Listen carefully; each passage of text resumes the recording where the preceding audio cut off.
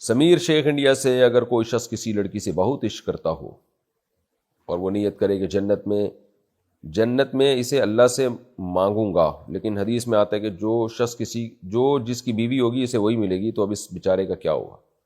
یہ بیچارہ میں نے خود بڑھا دیا، انہوں نے نہیں پوچھا تھا. یہ جنت میں ہی نہیں جائے گا جب ایسی حرکتیں ہوں گی، اس کی ایسی سوچ ہوگی، تو جہنم میں جائے، وہاں ایک دوسرے کی بیویوں پہ عاشق ہو جائے. بھائی بات یہ ہے کہ جب آپ کو کسی لڑکی سے عشق تھا اور وہ کسی کی بیوی بن گئی ہے، تو چھوڑ دیں اس کا خیال، مانگنا چھوڑ دیں اس کو، بس بھول جائیں اس کو، دماغ سے نکال دیں، تب جنت میں جائیں گے، ورنہ جنت میں جانا آپ کا مسئلہ بن جائے گا. باقی جنت میں جانے کے بعد آپ کو اللہ آپ کی ہر چاہت پوری کر دے گا. وہ نہیں ملے گی تو اس سے اچھی کوئی دوسری اللہ دلا دے گا آپ کو.